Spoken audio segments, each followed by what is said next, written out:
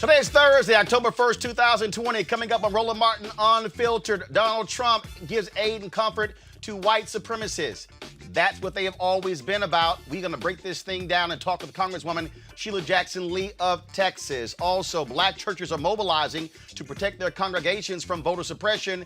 Dr. Freddie Haynes joined us for that conversation out of Dallas. Online education is here for the foreseeable future, and black children who don't have access to technology and digital services could be left behind. We'll talk about how parents can become equal partners in their children's education. And Lebron James' voter initiative is recruiting volunteers to increase the number of poll workers in black communities. We'll give you those details. An appeals court has rejected the Trump administration's attempt to end the census early, but they also are basically ignoring the court order. And Alabama Governor Kay Ivey issues an apology to the surviving fifth girl of the KKK bombing of the 16th Street Baptist Church in 1963. And in California, a historic law has been passed that could establish a path to reparations for descendants of slaves. And newly released documents show that federal law enforcement officials were directed to make public comments sympathetic to Kyle Rittenhouse, the white supremacist charged for fatally shooting two protesters in Kenosha, Wisconsin. Plus, today's crazy-ass white man is from Leesburg, Virginia. Wait until you see this clown. Folks, it is time to bring the funk on Roland Martin Unfiltered. Let's go. He's got it. Whatever the miss, he's on it. Whatever it is, he's got the scoop, the fact, the find. And when it breaks, he's right on time and it's rolling. Best believe he's knowing. Putting it down from sports to news to politics. With entertainment just for kicks, he's rolling. It's on go, roll, y'all.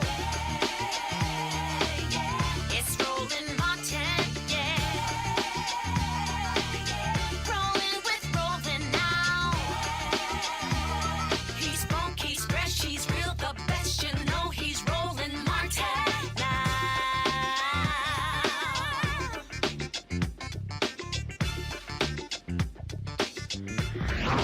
Martin.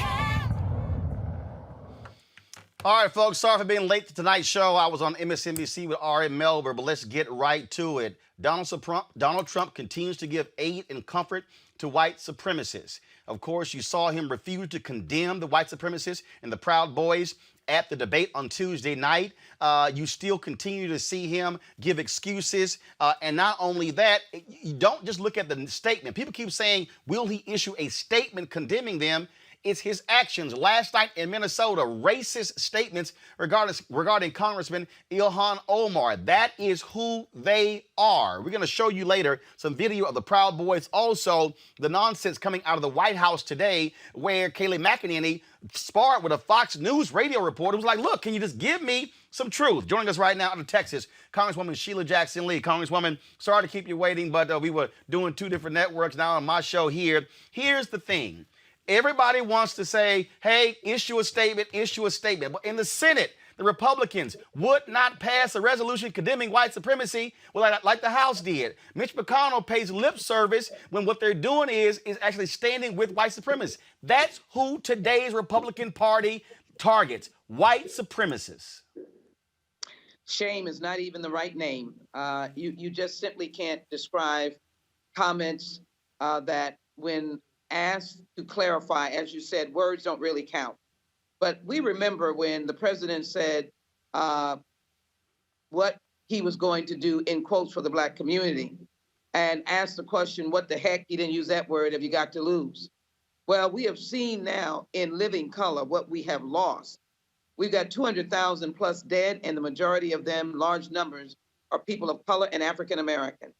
We've got a president who refuses to acknowledge that white supremacy is domestic terrorism, and it is the major domestic terrorist attack or threat in the United States, per his own FBI director, and as well per his Secretary of Homeland Security.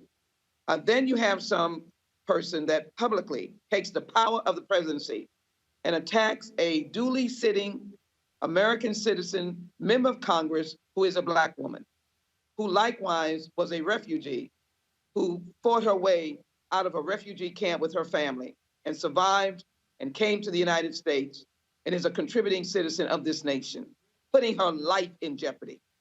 And he he has a massive effort across the nation to demonize Black elected officials and election leaders, and to take every moment he can by litigation to destroy any structure of voter empowerment that he can find, i.e., the court case in Pennsylvania, where he wants to deny state leadership's right to say if your ballot comes in 3 days after and postmarked appropriately, it is counted.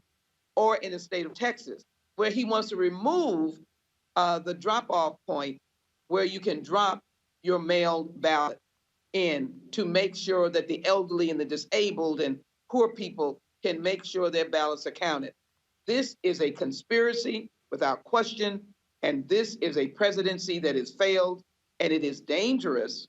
I am concerned about the lives of people of color being threatened at a podium from the person who is supposed to be the commander in chief and supposed to be the healer and comforter of the people of the United States of America. But we have something to deal with. Well, the thing, Congresswoman, here, look, even in that particular debate, you had Donald Trump constantly bringing up Antifa, and he ignored when Joe Biden said that Christopher Wray, the FBI director, has talked about that Antifa is an ideology, not an organization, and that the greatest threat in this country is white domestic terrorism. The FBI has issued a report. You're on the Judiciary Committee. Y'all have seen that stuff. And so when you have Trump and Republicans in the House and the Senate totally ignore the reality that domestic terrorism in this country is not led by Black people, it's not led by Muslims, it's not led by Latinos, it's led by largely white men. And the FBI even had a report showing how white supremacists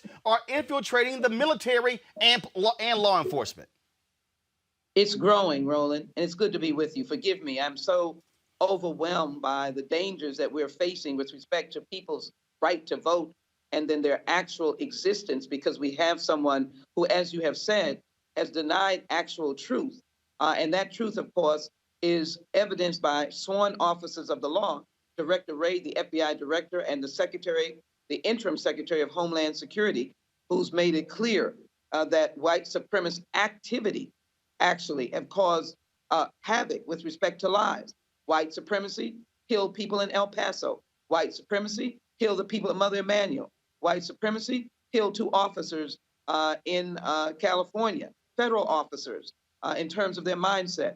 The Boogaloo Boys and the Proud Boys were in Charlottesville, where a young woman was killed, and the language that was said showed that they had no intentions of respecting Jews or Blacks or any other people of color. And they were speaking about them not being here. In essence, I paraphrase their words, but it was a frightening display of threat to people of color and who are different. So we have a situation where the president, either his staff has to get him to recognize that this is an election, not a war, and he cannot have war on the American people, and to ask him again, maybe, 3 strikes and you're out. Does he understand the necessity of condemning white supremacy? Is he standing with the groups that the FBI director has called outright domestic terrorists, and the #1 domestic terrorism or terrorist in the nation comes from the movement of white supremacy and white nationalism? This is nothing to play with. It is serious. And I just want to take a moment, because I know Ilhan Omar. We worked together.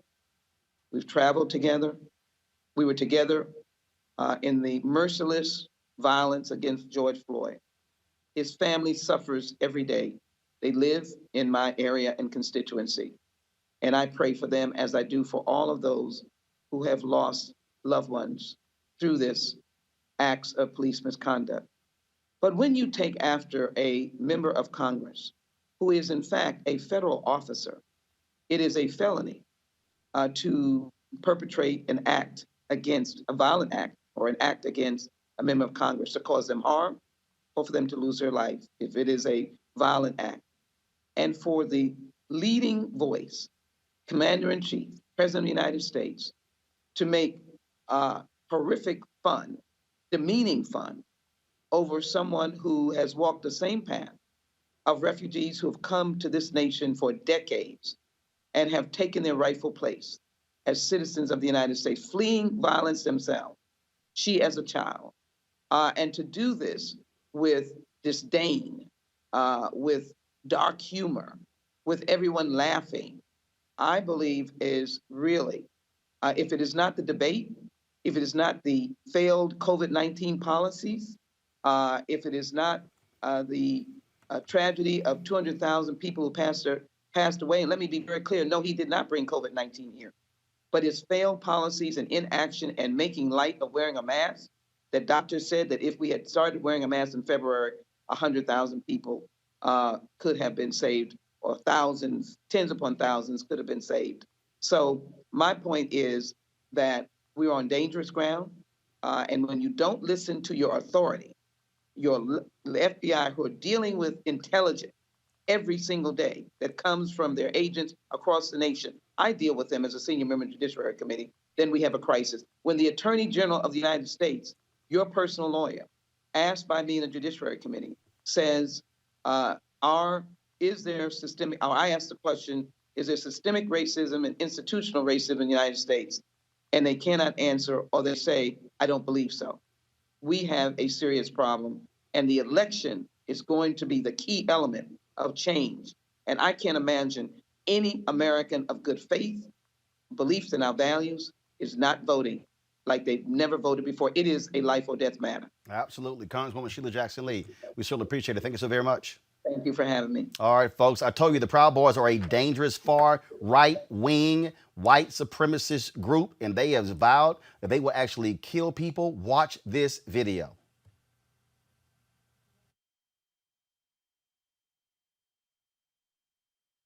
This country has seen a rise in violence by white supremacists. A hate group known as the Proud Boys. Knock the crap out of them, would you? Seriously, very fine people on both sides. Maybe you should have been roughed up. The FBI said the Proud Boys are responsible for some of the violence in Portland and elsewhere. Right-wing extremists were linked to at least 50 murders last year.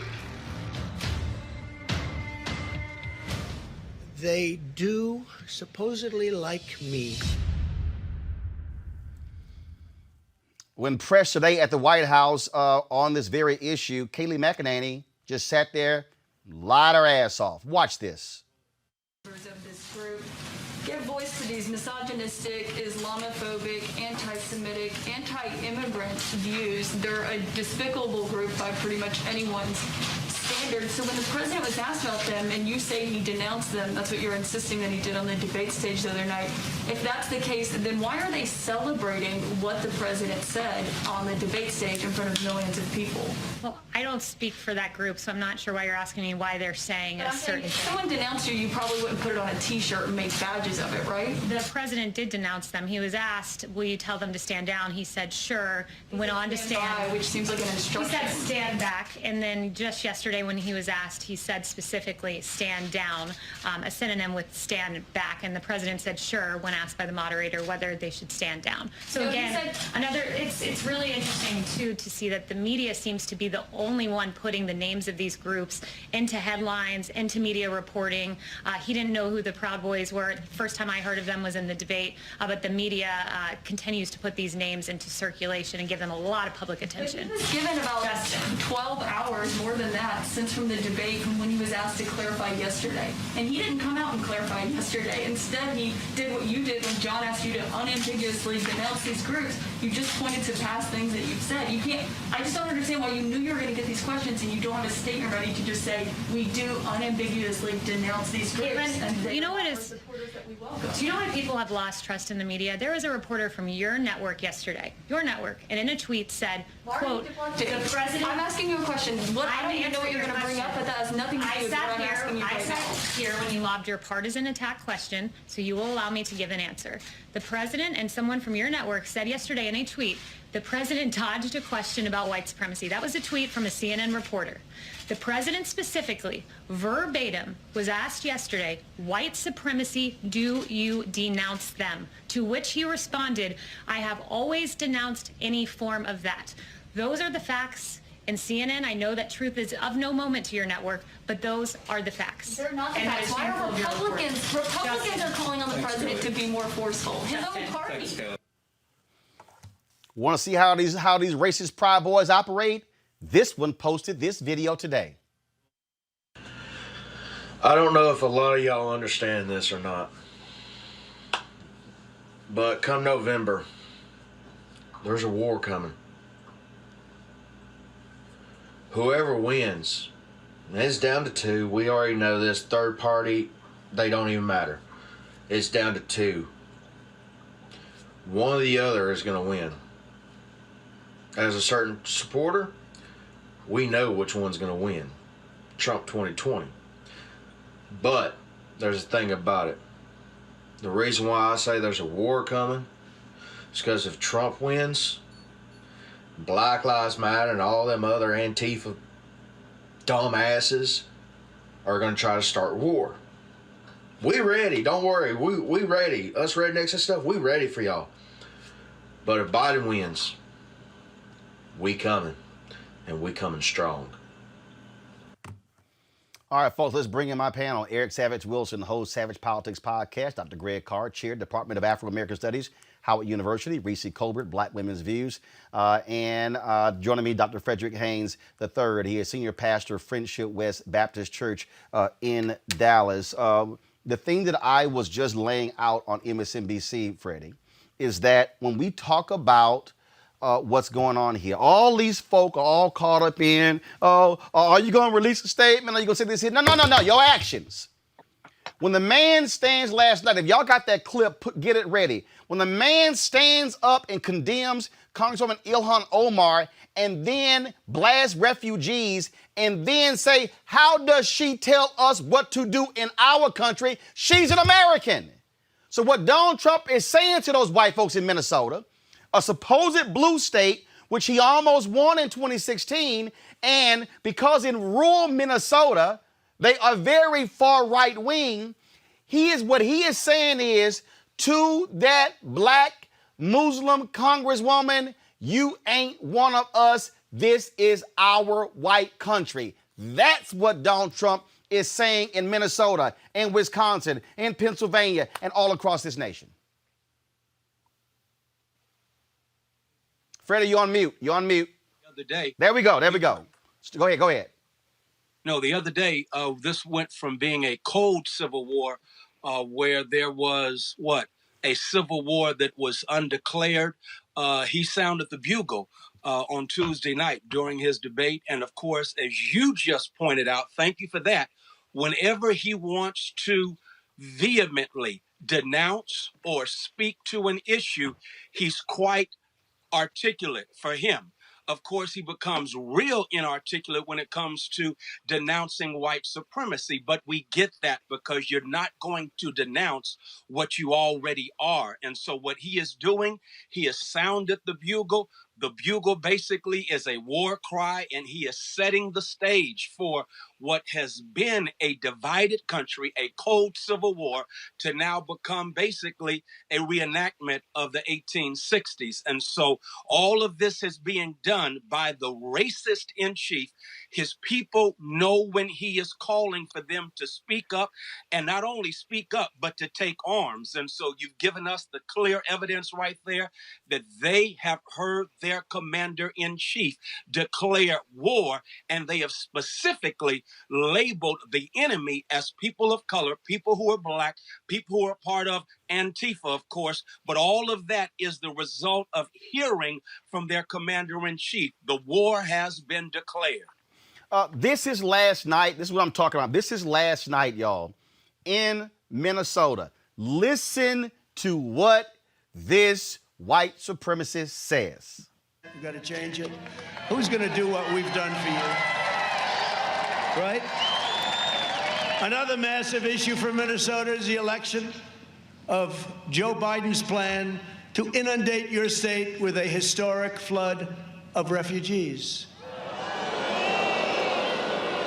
Biden and crazy Bernie Sanders have agreed on a manifesto. Did you see last night? I didn't agree. After the show, they said, oh, actually he did. Oh, great. They fact-checked. They found out he made a mistake, slight mistake. It's the worst thing you've ever seen.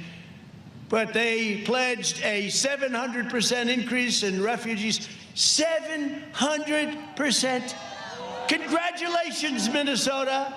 Congratulations. Now, And what about Omar, where she gets caught harvesting? What the hell is going on? I hope your U.S. attorney is involved. What is going on with Omar? I've been reading these reports for 2 years about how corrupt and crooked she is. Let's get with it. Let's get with it. I mean, frankly, harvesting's terrible, but it's the least of the things that she has done. How the hell? Then she tells us how to run our country. Can you believe it? How the hell did Minnesota elect her? What the hell is wrong with you people? Right? What the hell happened? These guys in the stand up. Are you a big fan of Omar? I don't think so. Stand up. Look at this guy. It looks like nobody's going to fight him. I don't think you're a big fan of Omar, right? No, she's been crooked for a long time. This is the least of it. It's time. And you know what? AOC also, it's time. It's time. You take a look at what the corruption, the disgusting corruption.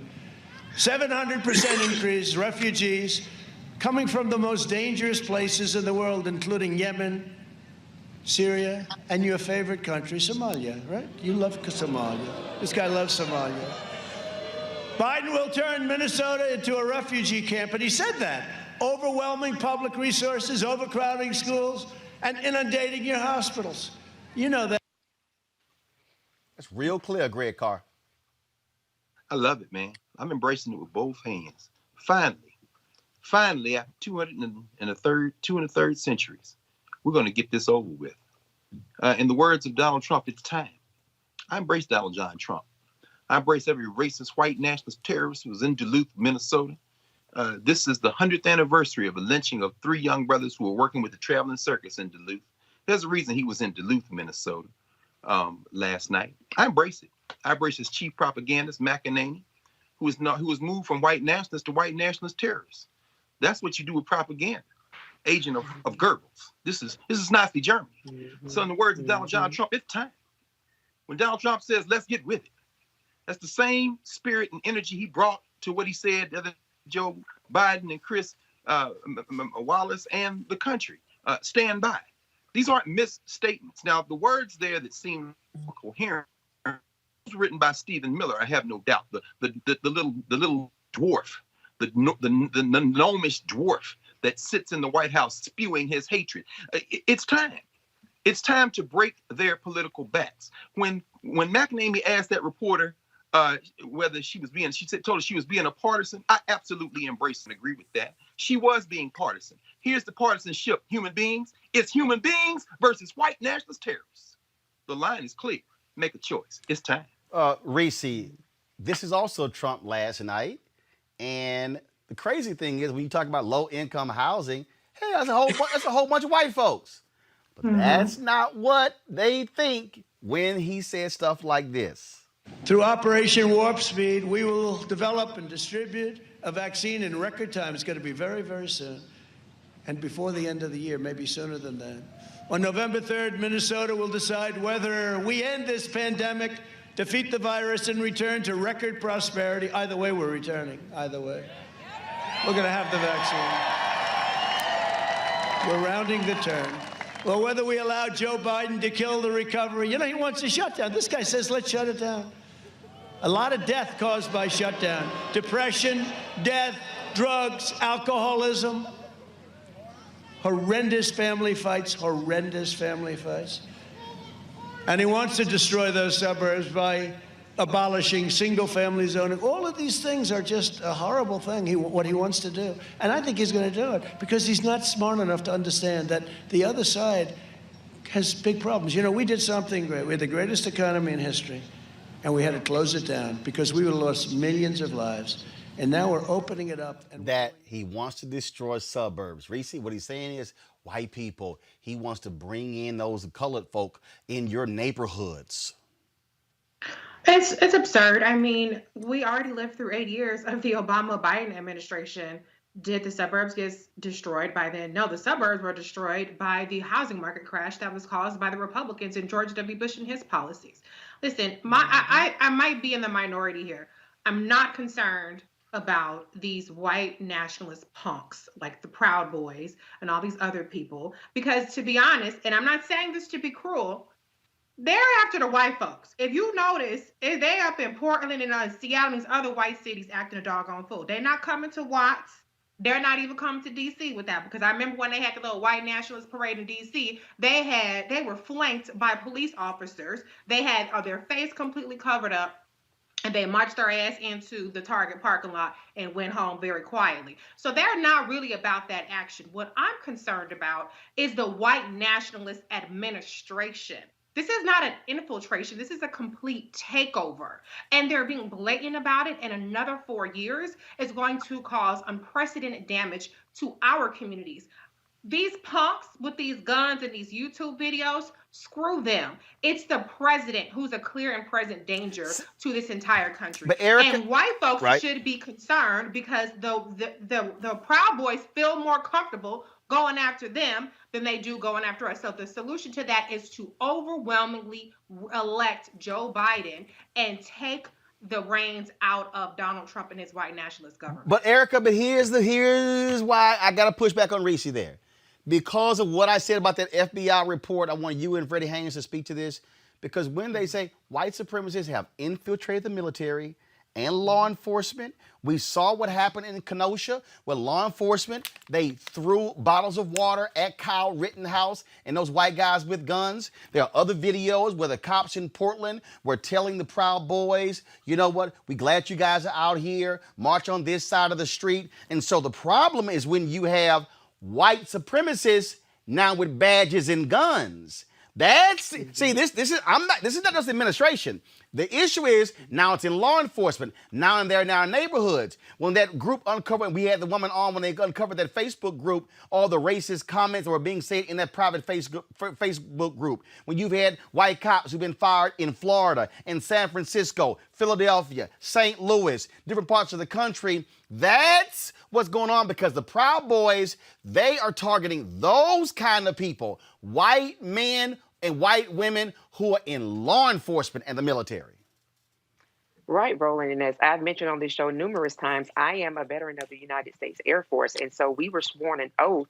I swore an oath over 20 years ago to protect this country from all enemies, both foreign and domestic. And that is exactly what Donald John Trump, since he wants to drag in the refugee piece, Donald John Trump Jr., he is the latter. He is, in fact, a domestic terrorist. When we look at the way that he's really been allowed to behave, he and his regime, it is the resurrection and redressing of George Wallace. George Wallace had executive authority over the state of Alabama, while 45 has, because of his stolen Russian seat, he has authority over federal agencies. And so that 2006 FBI report that you referenced, Roland, did in fact lay out that there is an infiltration that was actively happening in law enforcement and military. And now we've seen recruitment efforts to really dovetail this into the other piece. Now we've seen that these white supremacist punk groups,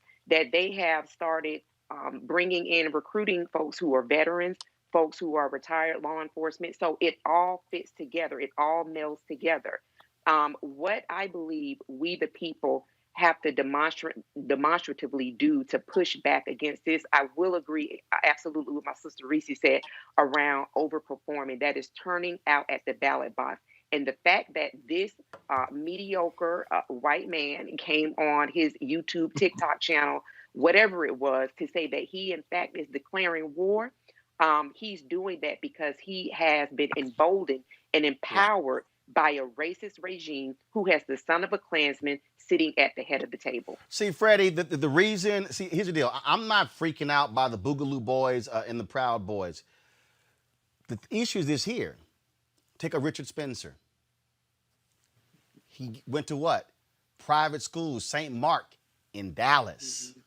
Yeah. Grew up in Highland Park in Dallas.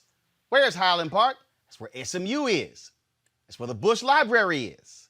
That's where basically your white money in Dallas is. And so you have what we're dealing with here, and I've been saying this since 2009. We're dealing with white fear. This is not a Trump issue, people.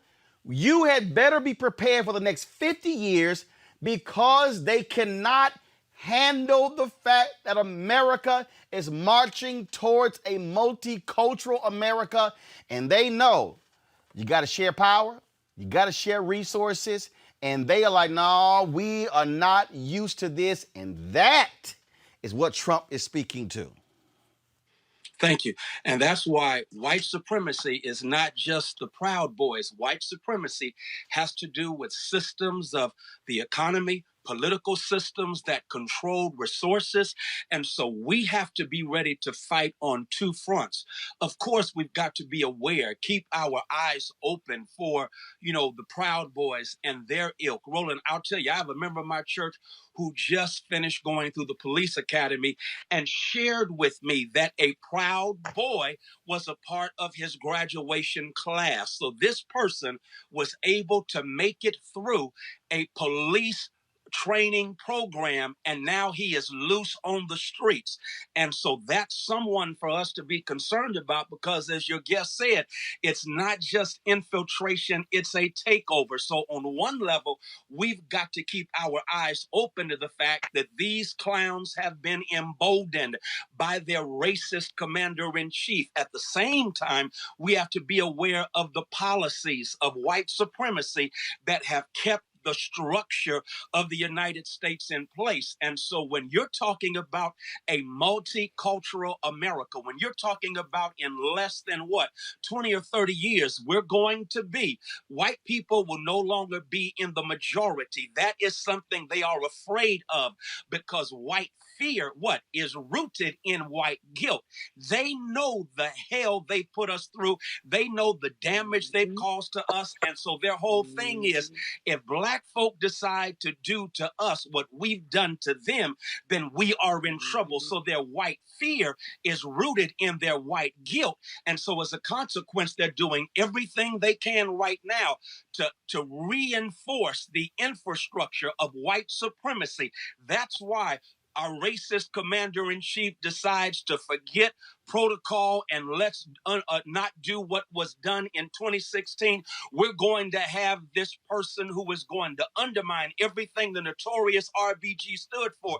We're going to place her in as soon as possible. That's why they are infiltrating and taking over the appointments of judgeships across the country, because they're trying to reinforce the structure of white supremacy. And so on one level, we got to keep our eyes out on these Proud Boys and be ready for them. At the same time, we've got to understand, like my sister just said, we got to handle our business at the polls up through November 3rd, and then be ready for a fight after November 3rd, and then be ready to do all we can to completely dismantle systems of white supremacy after January 20th. Pastor Haynes, when it comes to churches, we know they're in Texas. They extended early voting by 6 days, but they got rid of voting on Sunday because they didn't like black churches doing souls to the polls. And so what, in this era of COVID, the final question for you, what are black churches doing to ensure that their members are not going to sit at home and sit out this election?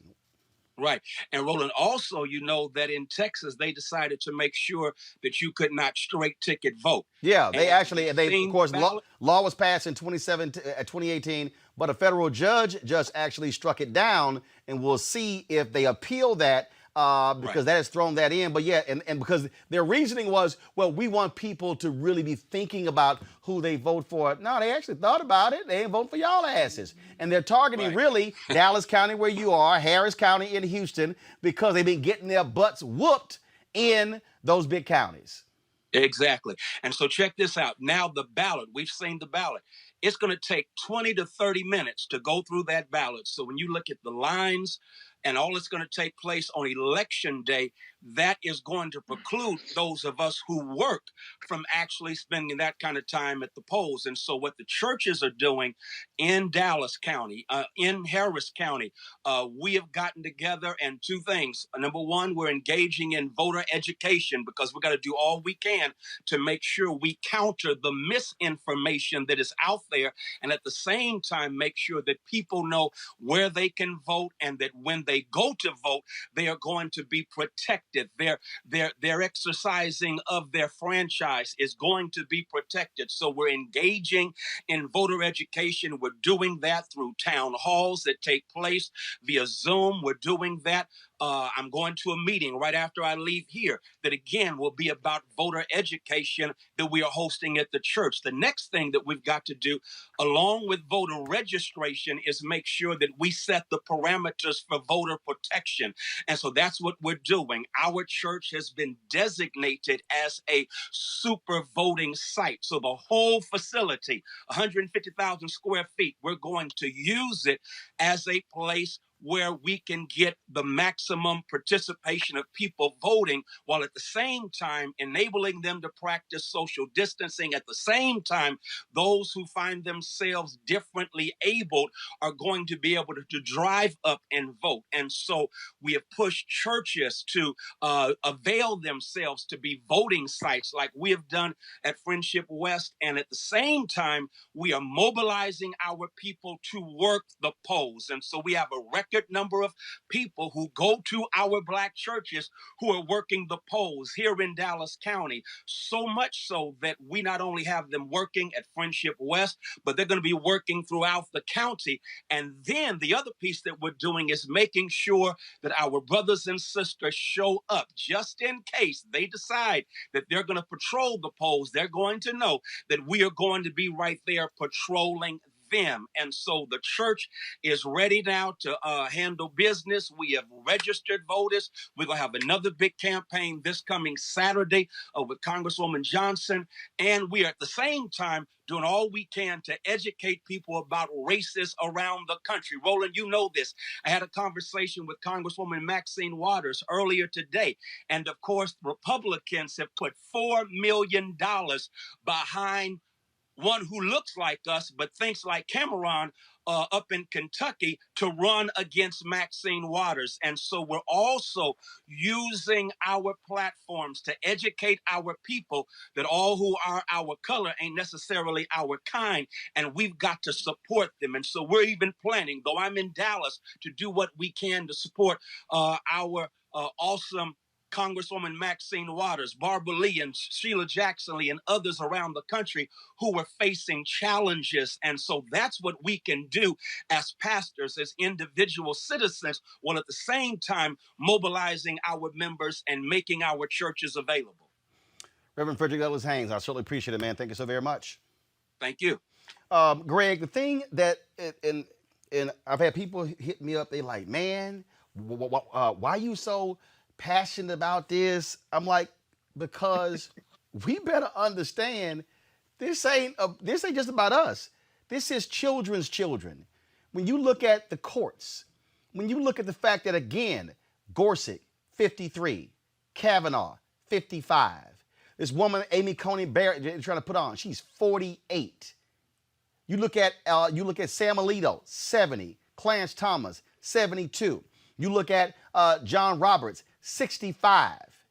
You're talking about folks who on the low end, if you lose Ruth Bader Ginsburg down at 87, on the low end, they're going to be there for the next 15 years.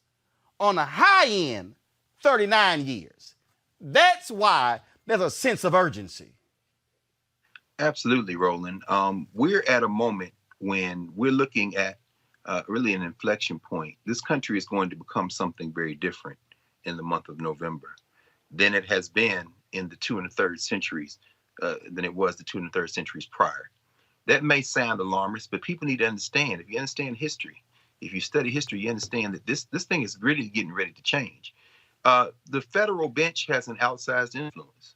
I've been in conversation with folks who, are saying, well, the Supreme Court isn't that important, or if it is, we need to make it less important. It could very well happen if Trump steals this election and is put back in for 4 more years.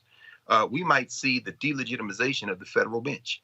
Later, when you talk about the census ruling from the Ninth Circuit that just came down, the 2 of those 3 judges, including the sister, Johnny Rawlinson, were appointed. Rawlinson was appointed by Clinton. And the second judge, a white woman who ruled with her, was appointed by Obama. The third judge, the one who dissented in that census case, is 42 years old. He's one of those 41. He was 41 when they nominated the bench last year. A right-wing ideologue who helped coach Justice McConnell, Gorsuch, and Kavanaugh. He was on their prep teams, in fact, and who also helped write policy to argue for the separation of children at the border. That's who dissented in the census case you're going to talk about, Roland. This federal judiciary, federal law is made by district court judges and circuit court judges, as we talked about last week. And when you went through yesterday with Scott, as y'all were talking about this case in Louisville, who the judge is makes a lot of difference. And finally, I'll say this. All you have to do is listen to Trump in Duluth yesterday. First of all, his hatred for women, which I absolutely understand. I agree with Freddie Haynes. It's driven by fear. His manhood, small and shriveled as it is something that he is he's very severely challenged by women. But his code words for them, when he talks about something being disgusting, that's a code word not only for women, but for black women. When he attacks Ilhan Omar and Alexandria Ocasio-Cortez, he's attacking black women. Right. And when he says, let's get with it, he says, what the hell are y'all doing up here? They're attacking our country. I embrace that, Roland. I tell you why I say I embrace that. I would rather a white national supremacist, when he says our country, say it with his chest, no matter how tiny it is, as is the case of Donald Trump. Because when you say our country, you don't mean me. And when you draw that line, anybody who is with, they don't mean me. They don't mean Reese. They don't mean Erica. They don't mean you. They don't mean Freddie Haynes. They don't mean Sheila Jackson Lee. We, as far as they are concerned, are not human. And guess what? That feeling is mutual. So this is nothing to play with. This is nothing to play with. You can't convince a white nationalist terrorist like that. Because what happened, say this, in Duluth yesterday, there was a cameraman attacked from WCCO, a photojournalist who was attacked by one of those fascists you just talked about, Roland, just before it started. These people are going to be in the street. They're going to be in the street. This is this country's perhaps final chance to avoid another civil war. And as Freddie Haynes said, it ain't going to be no cold civil war. It's going to be a hot one. The thing that we've been talking about, Reese, is infrastructure, not just sitting here saying, oh, just vote, no planning forward. Remember, back in September, the NAACP Legal Defense and Educational Fund, and more than a vote, an initiative led by Lebron James, formally launched the We Got Next advertising campaign to recruit young people to serve as poll workers during the 2020 general election. Here's their ad. We got an opportunity, a responsibility, not just to ourselves. We got a legacy to uphold, people to make proud. So we got to take advantage of the moment, of the momentum. We got to protect our power, be the vanguards of our own voices. We got to keep doing the work, because our right to be heard won't be taken away on our watch. We got this. We got next. Reese, since it was announced, they have recruited 10,000 volunteers. In a news release, the organizations said the second phase of their push would be aimed at 11 cities where significant poll workers shortages remain. Those cities include black voter hubs in the South, like Birmingham, Jackson, Mississippi, Houston, San Antonio, and Montgomery, Alabama, as well as cities with significant black populations in critical battleground states, Charlotte, Cleveland, Detroit, Flint, Milwaukee, and Philadelphia. This is what I'm constantly talking about, what I was saying to Ice Cube, what I was saying to Diddy, what I was saying to the rest of these folk. You can't just make statements. You got to put together infrastructure. Absolutely. And this is exactly why I said I'm not as concerned about the Proud Boys and all their bluster, because you're going to have record number of black people, like Pastor Haynes said, patrolling the people who think they're going to come and patrol us. The infrastructure, the infiltration, all that stuff, I did acknowledge that. But I mean, in terms of what's going to happen and who's going to show up, we're ready for them. We are going to vote come hell or high water. So these kinds of initiatives are incredibly important. It's not just good enough to say vote. We have to have a voting plan. That's something we've been talking about for months on this show. Have a voting plan A, a plan B, and a plan C, because even as the election is going on, you have the Texas governor, as you mentioned earlier, Abbott, who is closing down ballot drop boxes. And so now you have to have a plan B if you're a voting absentee. If you can vote early, if you can vote for absentee ballot, then work the polls. If for no other reason, just so that people see our presence and they're not intimidated by these people that are out there to try to create havoc, like they did in Virginia, where the Trump supporters showed up at the at the early vote site and try to intimidate people. Of course, Black people can't call the police because we ain't trying to get shot by the police by siding with these crazy people. So we need to dominate the polls with our presence, work the polls, help out those that are in need. And we need to make sure that not only do we submit our ballots, but that we fill them out properly, that we follow all of the instructions, including the kind of ink that's being used. So we need voter education. In North Carolina, I believe it was the Black rejection rate is twice that of the white rejection rate.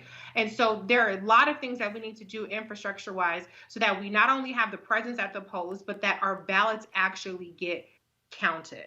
Erica, the reason I keep talking about how we link white supremacy, a federal appeals court has denied the Trump administration's request to temporarily block a lower court order that extends the 2020 census schedule. The Census Bureau will continue accounting as ordered by the lower court for now, according to the new ruling by the 9th U.S. Circuit Judge Johnny Rawlinson and Judge Morgan Christian, who are part of a 3-judge panel. Rawlinson and Christian wrote in their order, given the extraordinary importance of the census, it is imperative that the Bureau conduct the census in a manner that is most likely to produce a workable report in which the public can have confidence. The hasty and unexplained changes to the Bureau's operations contained in the replan created in just 4 to 5 days risk undermining the Bureau's mission. Now, Erica, here's the thing that was crazy. The Commerce Secretary, Wilbur Ross, he literally was like, oh, damn the court order. So those judges have said, no. Bring your ass in court so we can now deal with this, to the point Greg was saying earlier to the people, y'all, those are federal judges. So the census is tied to the money. The census, Erica, is tied to the redrawing of districts. The census and the redrawing of districts is tied to political gerrymandering. And so the reasons Republicans have a large lead in Florida and Texas and Mississippi and Alabama and Tennessee and Georgia and Arkansas is they control the state legislature, which means they control the state Supreme Court, which means that when they pass a law, it's affirmed by the state Supreme Court. And so then the only way to stop them is when you sue and go to federal court. And then you have, frankly, progressive federal judges who are not serving as their backstop. So for the people out here who keep sitting here saying, man, you keep talking about Joe Biden, fool. If you get more right-wing federal judges, they are going to say, yeah, y'all can stop counting. Which now impacts, now you want to talk about trickle-down impact? That's a trickle-down effect, Erica. Absolutely, Roland. When we think about the vote and we think about the census, those are two really big parts of the body politic when you just laid it out perfectly. And we're thinking about the census and talking about redistricting. That's every 10 years that starts with the number 1. So we will immediately go into redistrict, the drawing of the maps, as you just shared with the viewers, on next year. Now, it is important for everybody to participate in the census, which you can still go to 2020census.gov. Roland has been running this on his show for months now. It takes 10 minutes, and it's literally 10 questions to complete. When you're talking about wanting better and having and demanding better for your community, the census is one way to do it. That when you're talking about making sure that you have representation, unlike what 45 said about Congresswoman Ilhan Omar, the census is a way to do that. This gives each and every one of us a voice, because the miscount that happened in 2010 is not one that the Black and other communities of color can afford. You mentioned the state legislators. In 2010, that's when we saw, in that decade, we saw state legislatures that began to be controlled by Republicans because of an undercount. 16 state legislatures flipped after the 2010 midterms. 16. That is unprecedented. And so when you connect that to what can be happening under the guise of COVID, under the guise of people that have been impacted negatively by COVID through their jobs, through housing, people that are fighting to stay in their homes. I know there's something really huge that's happening with New York and saying that, listen, we need rent to be canceled. This is happening all across America. Participation in these two functions of government is what's going to help. And you mentioned Wilbur Ross. It's important for viewers to understand too that as the Secretary of the Department of Commerce Department rather, this man is a $600 million wealthy person. He is 175 years old. The way that he sees the country is a way that is not going to change. So he's, definitely wedded to this regime's goal of making sure that immigrants or people who are undocumented Americans are locked out, to make sure that Black, LGBTQIA communities, marginalized communities that really do have a fear of completing the census, that they will be locked out, and that this apartheid state that they are desperately seeking will be locked in by both of those pieces. And the thing again, Reese, when we start looking at how these things impact Texas, Democrats, if they pick up 9 seats in the House for the first time in more than, I think, almost 20 years, they will control the House, which means Republicans can't politically gerrymander, because when you do your districts, the House and the Senate have to agree on a bill. So this time, what's going to happen is Republicans can't completely control the process and freeze Democrats out. So I put it out today. I said, if Texas, all my people listening in Texas, vote for every Democrat running for the House. Because now, if the Democrats control the House and the Republicans control the Senate, they have to compromise on districts, and you won't see them redrawing districts where you have this imbalance like you have in Wisconsin, where if Democrats won 55% of all statewide votes, yet Republicans control 58% of the damn legislature. And that's the same thing across the country. I mean, the Democrats overwhelmingly won the popular vote in 2018, and yet the Republicans actually gained seats in the Senate, which is insane. So absolutely, I mean, the census touches every single part of our life. And a big part of the rationale that I hear from people in terms of them not wanting to vote is that they don't feel like the government is doing enough for them. Okay, well, if that's your feeling, then you better damn well fill out the census, because the census is how those things start to become allocated, how those resources get to your communities. So that is the minimum that we could do. Why do we even have to beg people to vote? And why do we have to beg you to fill out your census when this is the barest of minimum? It's never been easier to do something that's going to directly impact your community. And guess what? If you fail to do it, then the way that your community is going to be adversely impacted is a 10-year irrevocable decision. Okay, it's a 10-year thing at a minimum. And depending on, as Roland has pointed out, the way judges are put in or the way the Supreme Court of the different states are stacked, it could be even longer. So folks, fill out the damn census. White folks are doing it. So Black people, Latinx people, AAPI people, Native American people, we got to do it too, because we're the ones that are being undercounted and screwed for decades at a time.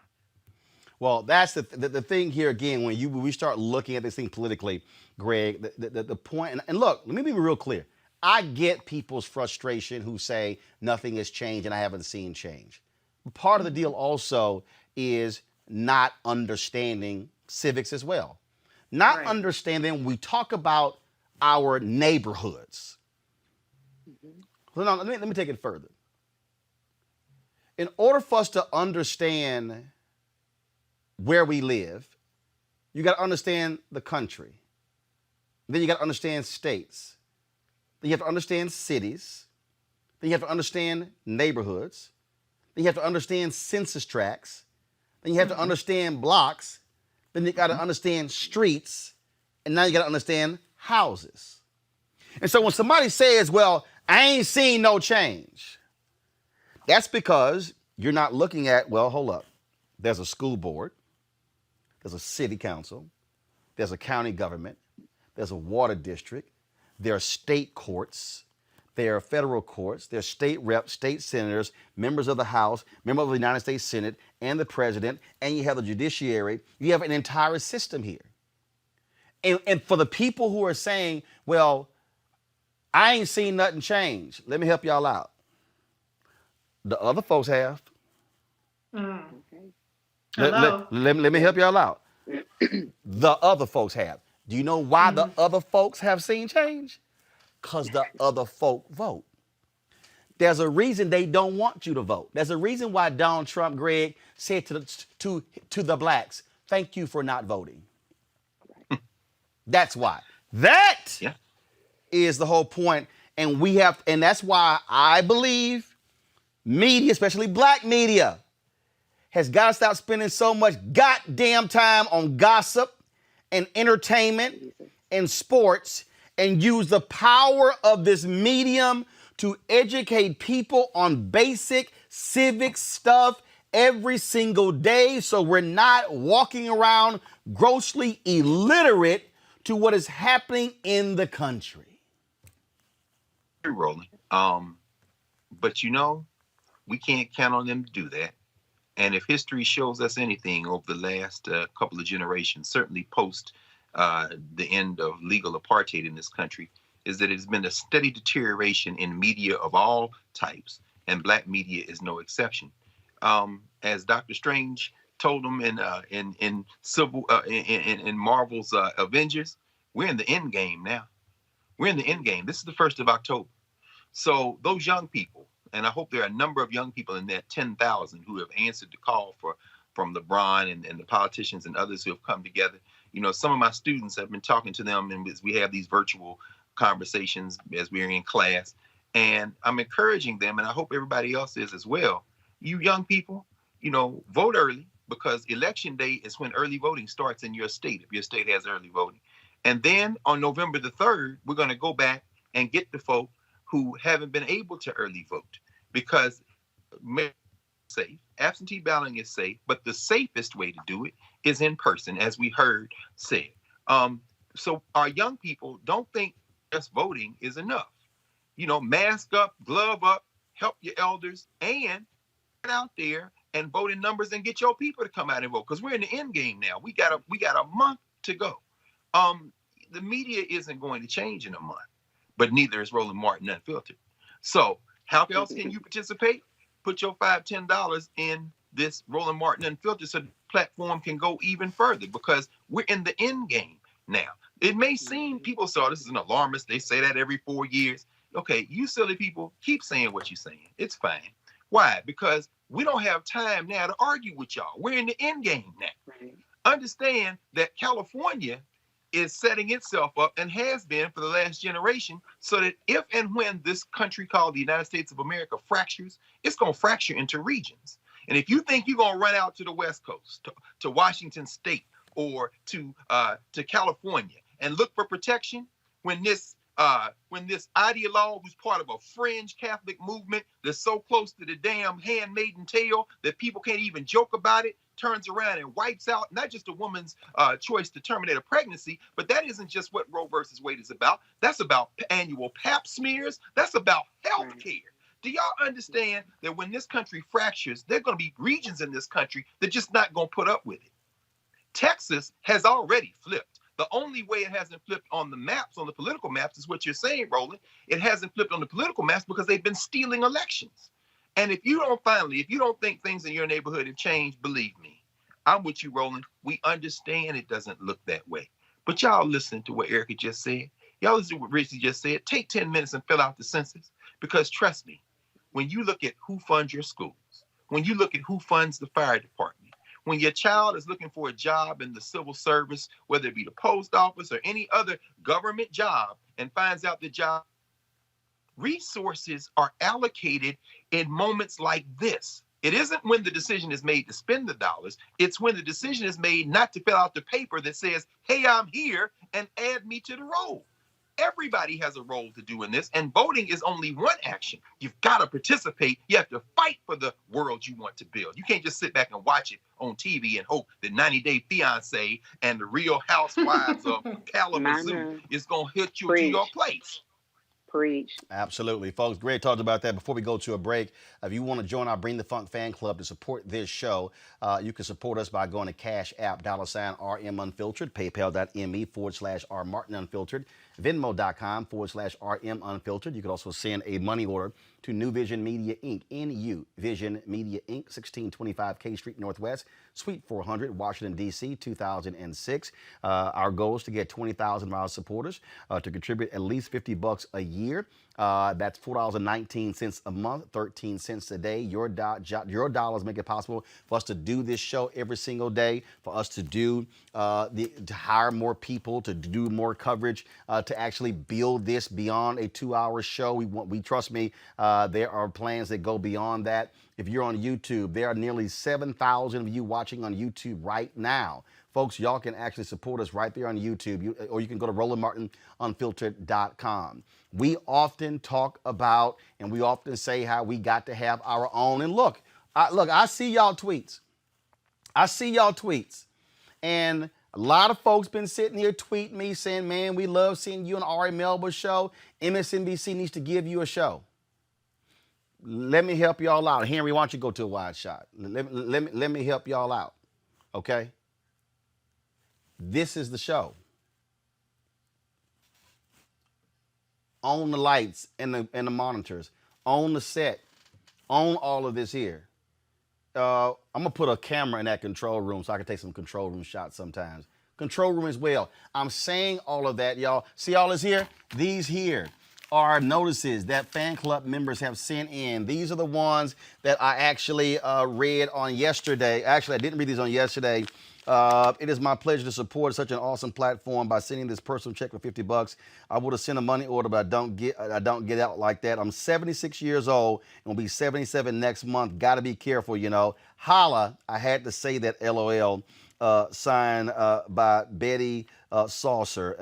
And she said, I am hooked on your channel. Thanks, God bless. Another notice here, and I'm reading these because I need y'all to understand that our people are supporting the show, and these are people who are all ages. I'm a subscriber to your Facebook page and started watching your YouTube channel since the pandemic for the last 3 to 4 months. I really enjoyed your shows. I watch it daily. You touch on topics that are not seen on other news or very little, and your panels and guests I don't see anywhere else. My favorite panel is on Thursday. Reese, Dr. Carr, and Erica. Tell Dr. Carr I'm crushing on him and I will be his future wife. I enclose a $50 money order to join your Bring the Funk fan club. Why did you read that, bro? I'm reading the letter. Warm regards, Chandra A. Rushmore. I'm just reading the. Hey, Chandra. I'm just reading the letter. Dr. Carr, he is y'all don't say that. Y'all don't. A sought after man. I've been telling you that. No, Lord have mercy. No, this is the biggest show on television. They go crazy over you on Facebook. No. All right, that's enough. They do. I know. When Greg started talking, they were like, "Oh, go, Dr. Carr, go." Okay. Here's another. I'm 80 years old. I'm so proud that I'm able. Y'all check this out. I'm 80 years old, and I'm so proud that I'm able to see you every evening on my iPad. I don't own a TV and don't want one. You keep me up to date about everything that is going on. I am sending you $100 because I want you to succeed. I love you and Dr. Greg Carr.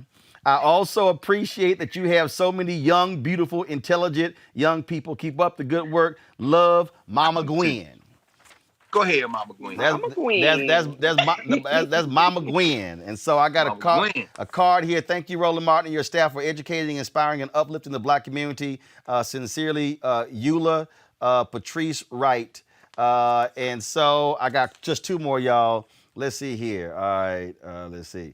Okay, hold on, let's see here. There we go. All right. Oh, actually, this is the same one. Chandra Rushmore, she forgot to put her email. Chandra, we got your email, so trust me, we'll add your name to the list. And cause yes, you the one who crushed it on Greg. And let's see here. William Hardison. You are doing a fine job. Keep up the good work. I'm a supporter, voter, and want to be a fan club member. Thank you so much for your efforts. Again, folks, look, this is why we created this thing. Y'all send me stuff. I told y'all somebody sent me the Vote with Love mask. Somebody, Chelsea, bring me that box that's on the counter real quick. Bring it. I took a photo. Yeah, Chelsea or Lanny, go get that box, please.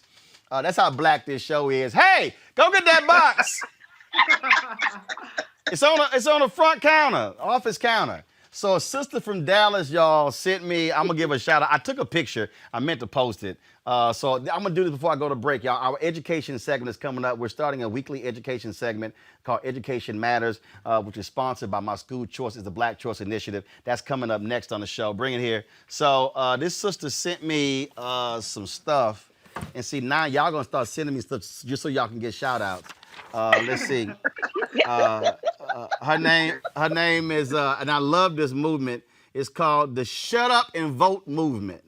My name is Tina Moore, founder of Moore Concierge Services located in Dallas. As we embark upon the 2020 presidential election, I feel compelled to help change what has caused me great trepidation. I've been taught that what bothers us in the world, we're called to change. I'm sick and tired of American citizens complaining about what both sides of the aisle are not doing, particularly by African Americans. It's been 55 years since the Voting Rights Act was signed on August 6, 1965. For the Latinos, it's the 45th anniversary of the 1975 extension of the Voting Rights Act, also signed on August 6. Both ethnic groups are grossly underrepresented at the polls, and yet together we can make a difference. I've always exercised my right to vote. I consider it a privilege and a responsibility of all American citizens to vote. With a decline in registering voters during this pandemic, I've created a T-shirt to evoke conversation and hopefully spark a response with our Latino and African-American U.S. citizens. I am beating the concrete to get as many registered to vote before the deadline. Please accept this token gift from Moore Concierge Services, and let's all meet up at the polls. Wishing you and yours health, peace, and happiness during these uncertain times. Tina Moore. And look, y'all should be blowing up the YouTube, contributing to the Bring Funk Fan Club. So check this out, y'all. So this one, all right, who speaks? This for Latinos. Cállate. What that mean? Shut up and vote. Cállate. All right. That's the one for Latinos. This the one for us. She sent me right here. Shut up and vote. And so Tina even sent a shut up. And Tina, look, that big old bill. I ain't how I do a hat. You know, come on now. I can't have that big ass plate bills they wear. No, I got to bend mine. And so she sent me this hat called "Shut Up and Vote." That looks good. Hold up. Good. Also, we got a "Shut Up and Vote" mask that's in here as well. And clearly, I don't. Maybe Greg, you smoke? No, bro. Okay, all right, because she sent me a Shut Up and Vote cigar case. With the hearing, don't you smoke cigars? Eric and Reese. Hey, Eric and Reese, do y'all light up those? Y'all do. I love a good cigar. All right, Reese. There you go. And she even has the cigar, whatever the hell they call this thing. So Cigar cutter. there you go. All right, so Tina, I appreciate that. And so thank you so very much. So Tina Moore. So Tina, you didn't put your website on here.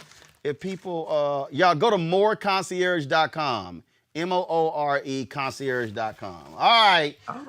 So there we go there. So please support what we do. Y'all should be giving money like crazy. And yeah, shout out to GreekTraditions.net. My frat, he sent me this. I've worn a bunch of their shirts. And so they make these for all fraternities and sororities. And so they put the crest, of course, right here on the O, which is vote as well. All right, y'all. Got to go to a break. We come back on Roland Martin Unfiltered. We will talk Education Matters. We'll be back in a moment. You want to check out Roland Martin Unfiltered? YouTube.com/Roland S. Martin. And subscribe to our YouTube channel. There's only one daily digital show out here that keeps it black and keep it real. It's Roland Martin Unfiltered. See that name right there? Roland Martin Unfiltered. Like, share, and subscribe to our YouTube channel. That's youtube.com/Roland S. Martin. And don't forget to turn on your notifications so when we go live, you'll know it. Hi, I'm Jose Antonio Vargas. I'm founder and editor of EmergingUs.com. You only have one vote. Use it.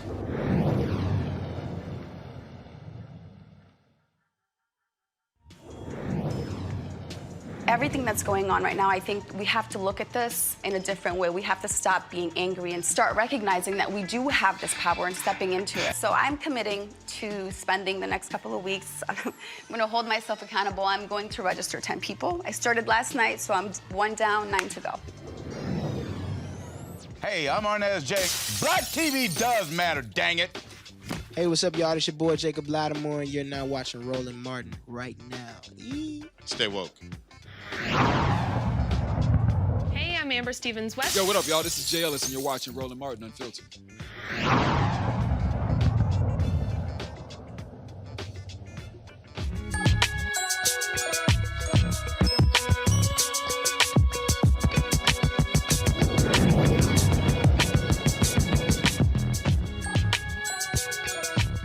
All right, so this is the debut of our new segment, Education Matters, sponsored by the group that my wife and I co-founded called School Choice is the Black Choice. Now, of course, the issue of education is important, and we're now dealing with, of course, coronavirus, and that is as positive COVID-19 testing continues to rise among students from kindergarten to college, it looks like homeschooling will be around for a while. In far too many cases, Black parents lack the necessary digital resources to homeschool adequately. Black children could be left behind. Urban Tech is working to give parents the tools they need to become partners with the schools to make sure that doesn't happen. Joining me now is Patricia Bransford, founder and president of Urban Tech. So, Patricia, first of all, what is Urban Tech?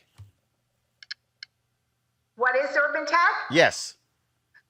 We are a 25-year nonprofit that was established to close the digital divide. So the first 15 years, we actually put in centers all over the country in poor communities to train people on Microsoft Office so that they were eligible for high-paying jobs. We did that, put 2 million people in jobs.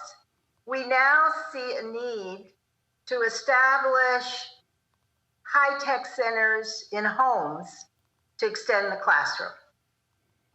So, we need to train parents. We need to equip the classroom homes for high-tech training. So we have set aside 5 schools to run a pilot for 4 months, after which we'll be able to scale that across the city, actually across the nation. So one of the things that we're seeing, part of the issue with students checking in, we're talking about lack of Wi-Fi and internet. We're talking about so many different things. And this is not just African Americans, but it's affecting white children, Latinos as well. But we are being really impacted because the other problem is that your urban districts don't have, they're not sending laptops home with the kids and iPads and things along those lines as well. And so the fear is that Black children are going to fall further behind than their white counterparts in this age of COVID. Well, we want to assure that that's not going to happen. What we're doing is raising money from corporations right now to set up high-tech centers in every household and train parents. You can't just push computers into homes and expect parents to be able to run them and be able to help their children. The key to success is a knowledgeable parent. But we think that that parent has to be given a salary, perhaps an honorarium, in order to do that job. It's not going to happen without a parent being co-equal to the teacher in the home. One of the things that some districts are doing, they're sending, shouldn't be law enforcement, but they're sending people to school to make sure the kids are logging on as well. Look, this thing hit, and frankly, what this has done has exposed everything in this country in terms of our inequality. Not only with education, I was talking to somebody today about how coronavirus has exposed technology or the lack of engagement Black media companies have with their followers. You got people who all of a sudden, everybody and their mama trying to do Zoom town halls and conversations, and ain't nobody watching because they didn't have engagement. And so it's caught everyone off guard. And so with that, what are you also calling on community groups to do, churches to do, fraternities and sororities to do to ensure our kids are not falling behind? You know, I'm sorry, but you're not coming in clearly, and I didn't hear that question. Yeah, and that, again, COVID has exposed the weaknesses in all of these different areas. And so are y'all also encouraging fraternities, neighborhood groups, churches, and others to partner to create these tech centers, these tech centers in these homes? We're looking for, I think your question has to do with partnerships in the community. Yes. And we're absolutely looking to enrich the community. We want to do this across every community with churches, with other not-for-profits. We want to build a platform with high-tech social and emotional skills, as well as the academic curriculum, to prepare parents and their children for, I think, the resilience and that they need to have in order to sustain this period, a very difficult period in American history. All right, then. Where can people reach you with Urban Tech to support what you're doing, Patricia? Would you repeat that? How can folks reach you at Urban Tech? How do they get to us? Yes. Okay, well, they can come to pcp.urbantech.org and visit our website and get all the information about our program. And then give us a call if there are any questions, or if they would like to have us come to the community and make sure that their parents are trained. All right, then. Patricia, I appreciate it. Thanks a lot. Thank you. Greg, this thing is, look, you're experiencing that, Greg, right there with Howard University. HBCUs are experiencing that. And we're talking about college students. I mean, my goodness, if we start talking about elementary kids and middle school students and high school students, it becomes even more of a problem. I mean, this is, look, I keep telling everybody, okay, y'all need to forget this nonsense that we're going to be back in classrooms in January. No, at the earliest, we're not going to be back in classrooms until fall 2021. At the earliest. I'm not even confident about fall 2021. This is going to be an issue for us. Absolutely. It is, and I won't call it the new normal, because the old normal wasn't good. And this isn't good, but it has the potential to be something very different. It is the end, in many ways, of the university as we knew it prior to this spring. You said, Roland, I think you put it beautifully, brother, and very succinctly. Everything has been laid bare. And what we're seeing on a day when New York City announced that they now are fully open, but it's about 50-50. About half of the students in the New York City public schools are line class. They started elementary school kids a couple of weeks ago, but about almost 500,000 students have elected not to go. They're going to stay at home. We're not going back. If this virus disappeared tomorrow, inshallah, I bet it was to happen, but we're not going back to the world before, because what has been revealed is what is essential to learning and what is not essential to learning. There's a whole generation of administrators who are going to have some defending their jobs to do. Oh, there you go. Going back into these brick and mortar. You know what I'm saying? So when you're talking to this sister, when I'm listening to you talk to Sister Bransford, who's been in this for a very long time, who came up through IBM, came out of North Carolina, through Washington, D.C., these barriers, and is now trying to figure it out. Trust me, none of us have the answer, but I can tell you right now, education is about teaching and learning. And what this country is going to have to learn now is that there is no substitute for supporting teachers who have content mastery and the capacity students acquire it, and those soft skills and those transferable skills. So we're not going back to the way it was, brother. This is the end of education as we knew it. So if we don't do something, we're going to see not only declining enrollment, because we are seeing these students, K-12, I'm talking to teachers every day, they are literally disappearing from these virtual classrooms, brother. We're going to have to invent education in this country. I won't say reinvent, because public education was never a priority in the United States of America. See, Reese, the reason why, and let me be clear to our people in this segment, we're not just going to be doing school choice and charter schools and stuff like that in the segment. It's an education segment. Yeah. And I've had people, Reese, I don't know why, it's like, you trying to end public education. I'm like, no, I'm not. I said, but also, I ain't stupid. Mm-hmm. My deal has always been, if there's a mechanism that's created where we can teach our own, I'm 100% down with it. Like I told people, I can't be against damn charter schools or online school, but then I support HBCUs. Mm-hmm. To me, it's the same thing. It's the same thing for me. And so here's the opportunities, which is why we had them on. And I keep saying to other black people, y'all, this is a moment of opportunity, black people. If black people who understand technology can come up right now with ways to educate our children virtually, this is the moment. I got to find the photo. Did y'all see a photo of a brother? I think he was in Nigeria, Kenya, or Ghana. And it was an amazing photo. I wish I could find it. He had 50 or 60 monitors. I did see that, yeah. And he had each one of his students in the monitor. And he was sort of looking like Captain Kirk, standing in the center and was sitting here educating those children in this virtual classroom. I need black people to say, yo, we got the smarts, we got the knowledge.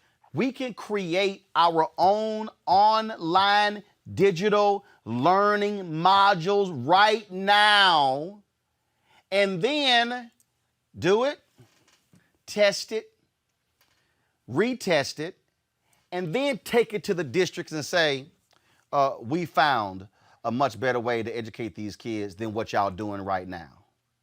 That, to me, Reese, is the opportunity for black people right now. And I think that people are going to seize that opportunity, but I think parents, more importantly, are going to seize the opportunity because a lot of parents are frustrated with the quality of virtual education. I think that everybody appreciates teachers and the remarkable challenge that they're trying to overcome in these unprecedented times. But a lot of my friends are finding their own resources, finding their own curriculums, finding people on YouTube channels that are more engaging for their kids. And so I do think that there's going to be a different market for it. But we also have to take into account the affordability thing. We're all paying taxes for public schools. And so what happens when those become less effective, when the attendance goes down and things like that, and parents have to supplement what they're already paying in taxes to try to find curriculums that work for their students. I know that one of my friends, for instance, is people have recommended curriculums that are $200 or programs that are several $100s. Well, that is unaffordable when you're already paying taxes and you already have all these other challenges presented by COVID. So I do think that there's going to be a new education economy. And I think that people are going to, whether it's on the books or off the books, find a way to keep their kids engaged as much as possible. And we just have to, hope that that these programs are in fact effective. And I think that the key to what you said is that test the programs for their efficacy and not just, hey, this is something that's just fun, but then the kids are still falling behind. I think the testing part is crucial, but then who's evaluating the test? That's another crucial part of it as well. Erica? Sure. And I mean, this is a moment where parents are overwhelmed. You have a lot of the kids that are suffering. Their parents are essential workers. And so they're toggling between COVID-19, appropriate housing for their children, and now particularly for people that have 2, 3, 4, 5 children, have large families, having to toggle that responsibility amongst all of those children. So you want to just add this, one of a 2013 report that our guest, Miss Patricia, she cited the Organization for Economic Cooperation and Development in 2013 said that the United States, particularly youth and adults, were less proficient or far behind proficiency as it relates to literacy, math, and tech-rich problem solving. So when we kind of think about that's where we were in 2013, and as Dr. Carr said, that this country does not place public education as a priority. We're looking at 2020, where we're really at a definitive time. It's not just about the schools being able to collect additional dollars for having bodies, but also making sure that under these circumstances that kids are learning and thriving, particularly those kids that were not already learning and thriving and needed extra attention.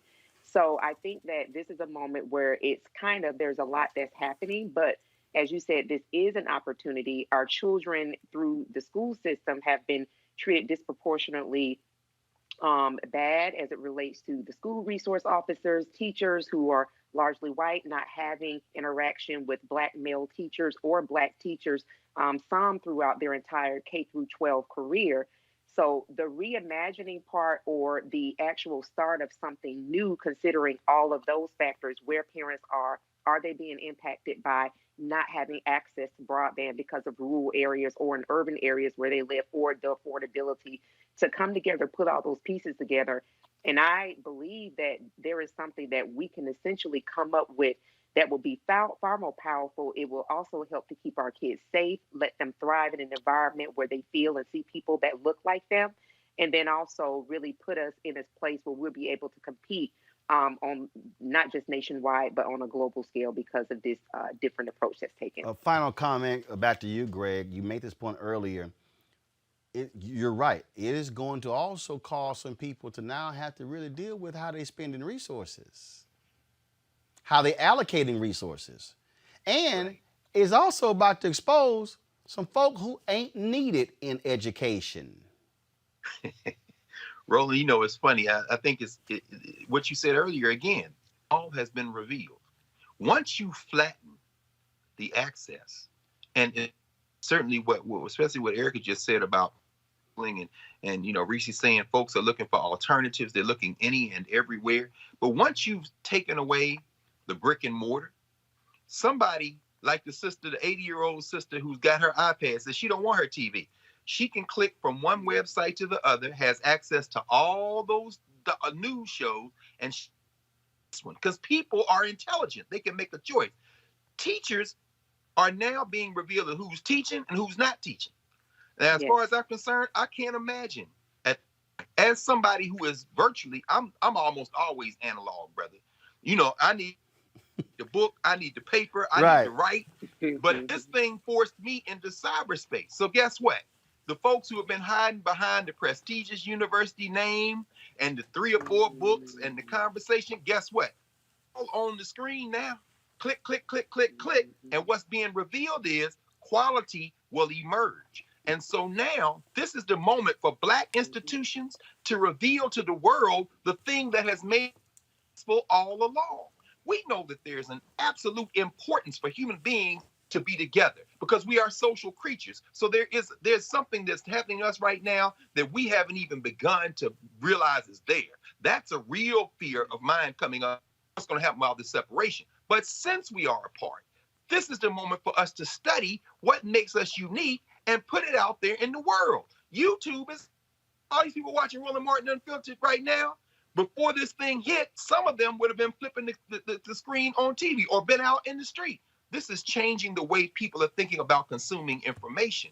And when we go back to whatever we were going back to that we're going to bring forward, because much of it's going to fall away, as I said, there are going to be a lot of people who are going to need to justify their salaries on those tuition bills that people are getting. And I don't care whether it's private school or public school. The cost of education now, all the money that's not going to teaching and learning, people are going to have got some splaining to do now because it's clearly not something that's helping us right now. And the question then becomes, why do we need all that? All right, that's folks. Every Thursday, you'll be able to see our segment, Education Matters. Go right to it.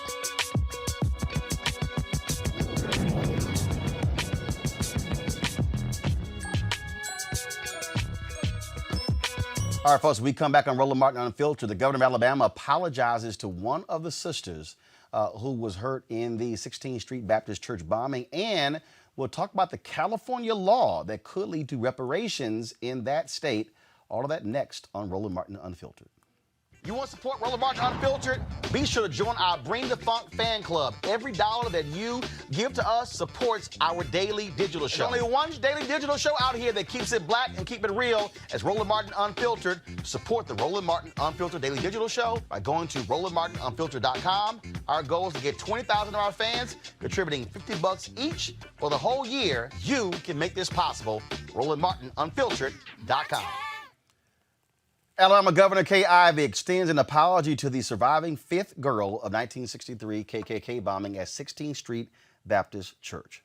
Sarah Collins Rudolph was 12 years old when the explosion of a bomb planted by the KKK went off in the basement, outside of the basement of the 16th Street Baptist Church in Birmingham, Alabama.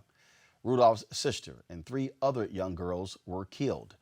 The apology comes 57 years later, and after multiple pleas for an apology, compensation, restitution for the decades of physical and emotional suffering she has endured. Well, we'll see if that money comes next, Reese, but this is obviously, it does matter. But the reality is this here. Alabama had state-sanctioned racism. Those individuals were acquitted. Later, they were found guilty when now Senator Doug Jones was the U.S. attorney there. But this black woman has endured pain, physical pain, for 57 years and has had to pay for it herself.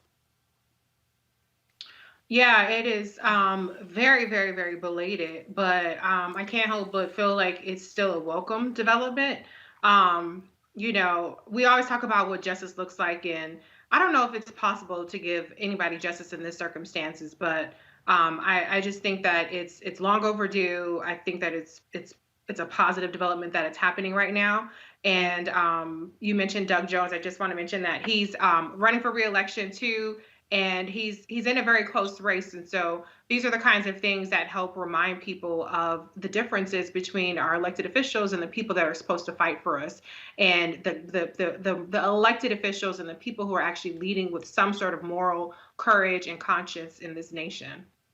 Absolutely. And when we talk about, again, history, Erica, I mean, these things, I mean, you know, when we talk about impact of racism, and this is where I think one of the mistakes, and we're going to talk about the California bill in a second, when people bring up reparations, when folks talk about slavery, I'm not ignoring slavery, but what you have to understand is that when you're in that particular battle and dealing with people who say, well, I'm not going to pay for something that happened in the 1800s, here's the deal. Housing, discrimination laws in housing still impact black people today. There are millions of black people who are alive today who were directly impacted by federal housing laws. Individuals who were impacted by state laws, impacted by city laws as well. Here's a case where here's a black woman still living who was a child in 1963 who to this day is still being impacted by the legacy of Jim Crow. Cut the damn check. That's what I have to say to Kay Ivey in the state of Alabama, particularly when you look on her website and there is no mention of Miss Williams Rollins on her page, and that she's working towards providing some type of restitution or something related to her apology is nowhere on her governor's website. And the other thing that really struck me about this black woman, this powerful black woman, is that not only has she endured the loss of her sister, but then the loss of an eye, in addition to doing physical labor for the past 50 plus years, being a housekeeper and factory worker without health care. Cut the damn check. That's it. You're talking about every time somebody comes around this moment when it's memorialized and they're talking about it in speeches, effectively, she is a part of that moment. The PTSD is definitely off of the chain, and this country owes her restitution. Cut the damn check. Greg, again, there are so many other cases in individuals who have had to deal with injustice, who've had to deal with the legacy of racism. And again, I think how we talk about it and how we walk people through it and explain these things is critically important. Because again, I get a kick out of what was it when what was it was recently I forgot whatever the issue was, and they were bringing up something and they talked about slavery, and then they jumped to present day, and I was like, I'm sorry, y'all can't skip over. I'm like, how your ass want to skip over 1865 to 1877 Reconstruction, and then with the Great Compromise of 1877, 92 years brother. of Jim Crow? I'm like, no, you just can't skip over and act like. I don't know what it was when Bill Barr said, well, other than the period of slavery, which was another kind of restraint, there's been no other time in American history like we're seeing with these masks. I'm like, your ass ain't gonna skip all them damn decades of Jim Crow, pimp. Well, he can skip it, Roland, as far as I'm concerned. Well, I ain't gonna let him skip it. Well, no, see, you know what? And that's the beautiful thing about you, brother. Again, Cleo always says is your ethic. You ain't letting nobody get away with anything. Some of us, I'm looking at that toad like we don't live in the same country anyway. We're going to break your whole political back, young fella. So, but you going to hold everybody to the same account. Roland, it's not ancient history. Carolyn Bryant Donham still walks the earth. The accuser that got Emmett Till killed.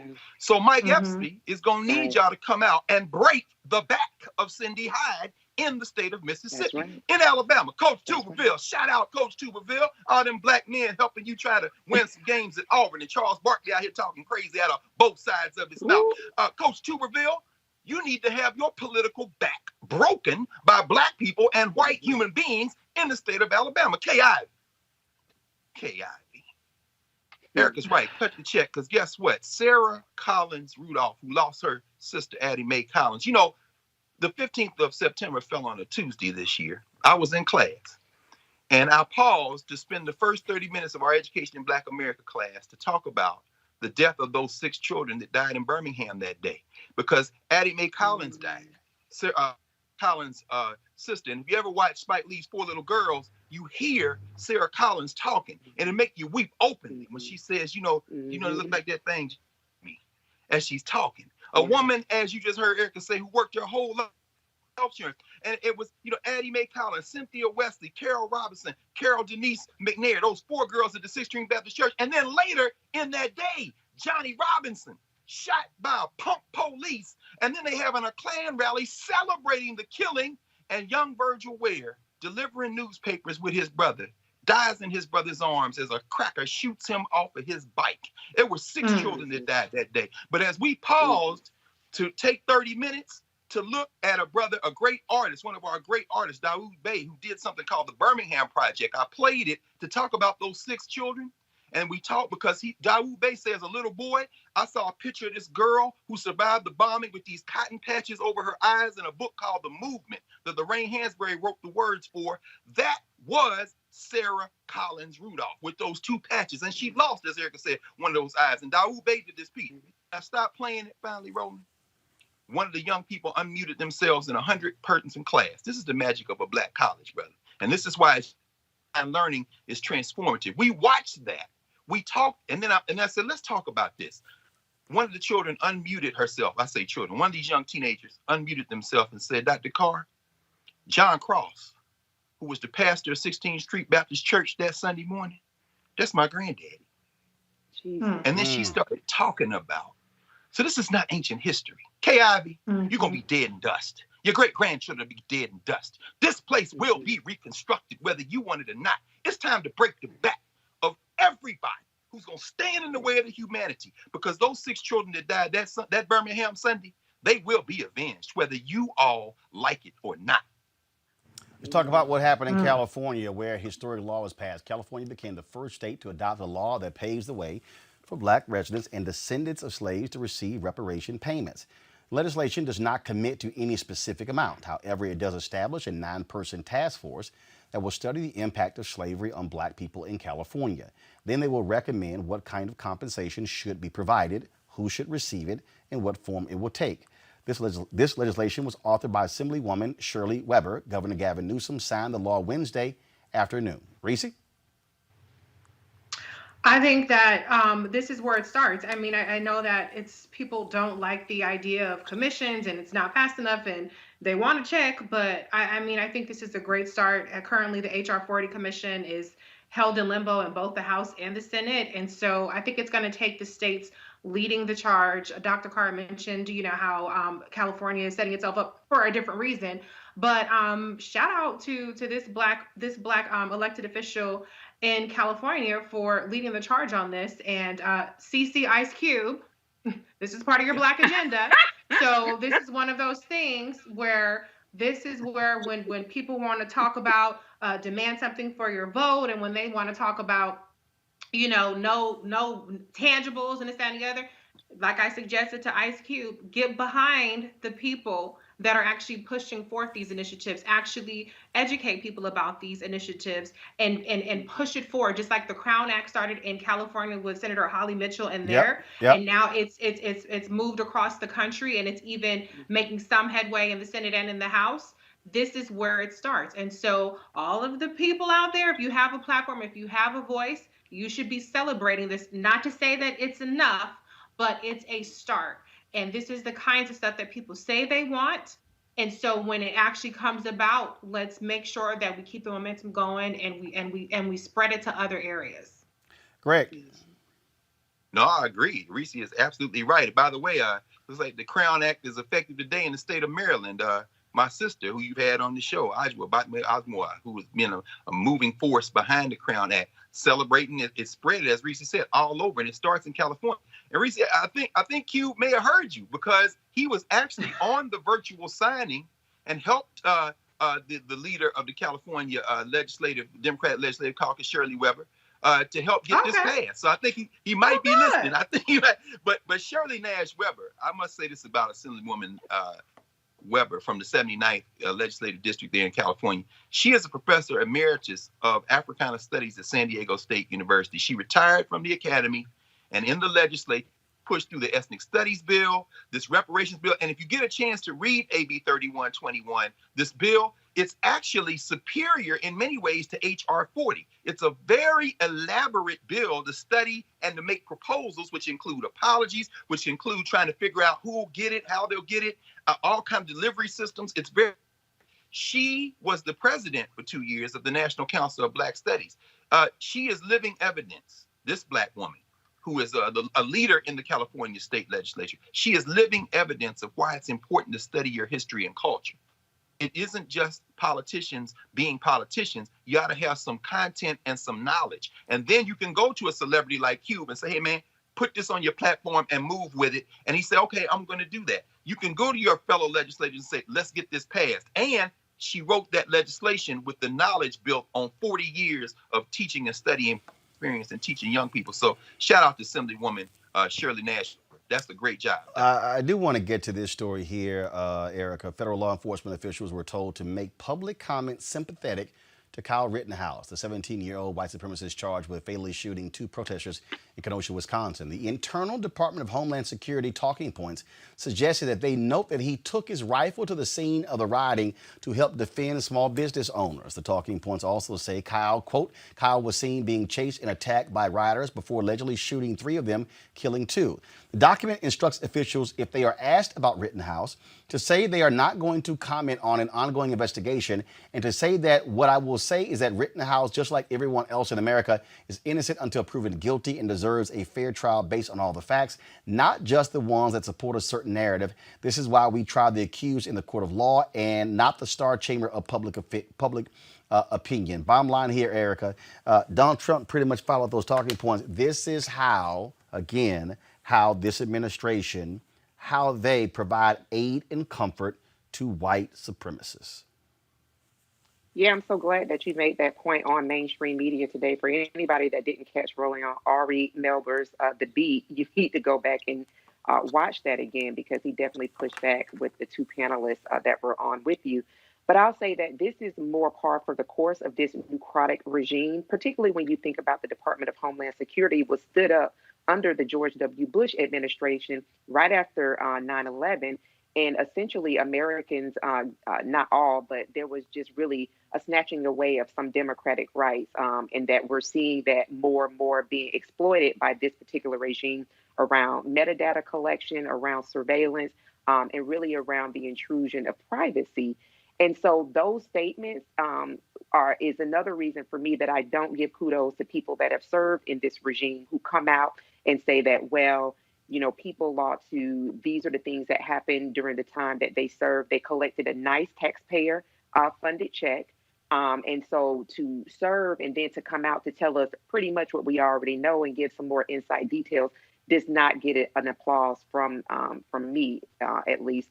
So for me, this is more par for the course when you look at Ken Cuccinelli, who I'm still trying to figure out and understand how in the world is he still serving in DHS when he's been seen to not only lie, which is kind of an ingredient for being in this regime, but he's really kind of inflated the different roles that he's is eligible to serve within DHS. So this really is, I think, another reason that people need to engage in this general election, 2020 general election that our sister Reese refers to as this is a generational election, not just a general election, because you want to see these different federal agencies that are pretty much sycophantic to this regime leader. You want to see those people fired, replaced, and other people either confirmed or appointed to those particular positions. But for me, I wasn't surprised by it. Very much so not surprised also the language that was used, because it's kind of more of the same with mainstream media as well, too. And that's what, and again, Reese, I keep making the point, when you said it earlier, you look at this administration, this is what happens when you put white supremacists in power. Right. This is like I said, it's beyond an infiltration. This is a complete takeover. This is state-sanctioned vigilantism, which I think is actually a generous word for white supremacist terrorism. But this is coming from the top, from the Chad Wolfs and the Ken Cuccinellis, who are basically aiding and abetting criminals. And so this is what truly worries me. Another 4 years of a Donald Trump. Erica, you missed it this week. I'm assuming you're going to work it in there. But the white national, you haven't said it yet, so I don't want to steal your thunder. You better say it, sis. Well, when you have a son of a Klansman, to borrow from Erica, when you have the son of a Klansman who is running the government and who has his deputies who are deputy Klansmen at this point, that's just, to be honest, what they are. It really concerns me. We see a constant escalation of the boldness of them being emboldened and of them being more reckless. At one point I wanted to make earlier was we saw, and I'm sure we've talked about this before, where in 2016, the Trump campaign marked Black voters deterrence, right? They wanted to deter us. Now they have the full power of the government to deter us from actually filling out the census. That's what Wilbur Ross is doing. That's what we had an extensive discussion on. And so we've seen the same thing happening when it comes to the way that white supremacists are treated. It started years ago when Donald Trump said, rough up the protesters. And now they're sanctioning, they're passing out water. I mean, this isn't the federal government, but it's all, shit is rolling downhill. It's all starting from the top. The fish rots from the head. I think I said that right. This is what we have to really be concerned about for the next 4 years, is a further emboldened white nationalist, white domestic terrorist groups feeling like they have free license, they're deputized from the Trump administration itself. All right, y'all. Y'all know what time it is. No charcoal grills are allowed. I'm white. I got you, huh? Illegally selling water without a permit on my property. Whoa! Hey! Give us your address. You don't live here. I'm uncomfortable. Oh, I wish I was there when this happened. On today's episode of Crazy Ass White People, a young black woman in Leesburg, Virginia, was harassed and bombarded with racial slurs and met with physical contact. My window, right? I did. Do it again. Go fuck yourself, you Indian bitch. Indian bitch, get the fuck out of my country, Indian bitch. This not your country, you dumb bitch. Come here, bitch. You're not done. Get out of the car. You're not done. You're not done. Here. You're not done. Didn't you just tell me to get out of your country? Didn't you just tell me to get out of your country? Didn't you just cut me off? And you called me an Indian bitch? I'm still here.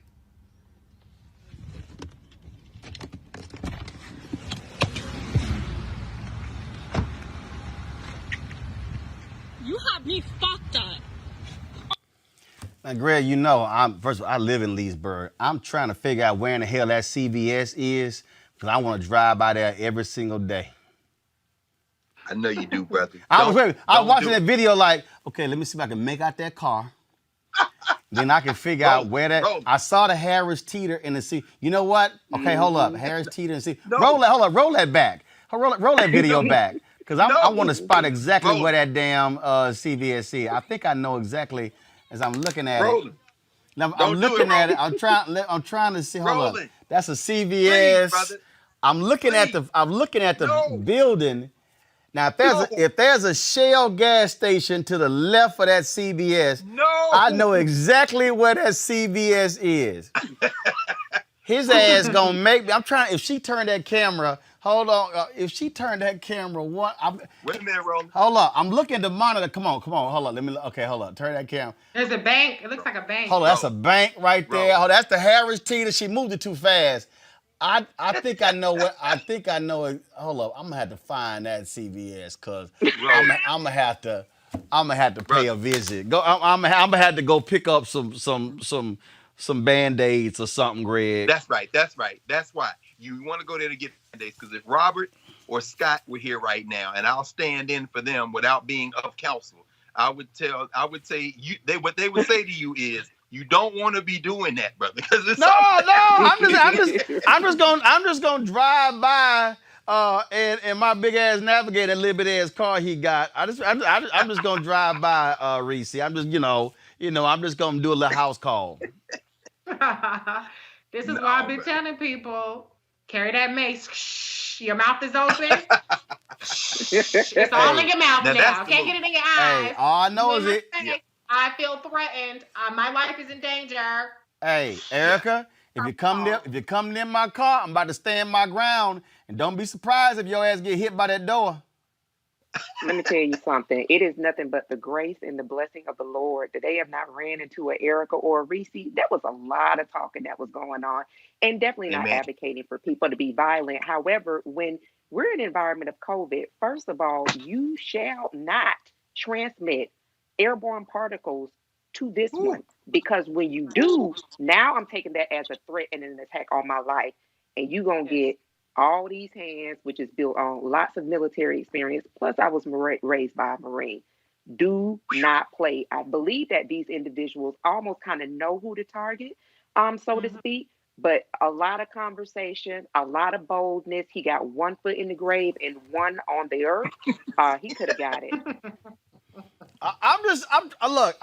All I'm saying is, if folk want to keep sitting here playing these games, y'all gonna get hurt. I keep telling these folk, y'all gonna get hurt if y'all keep playing these games, because look, this a whole different crew now.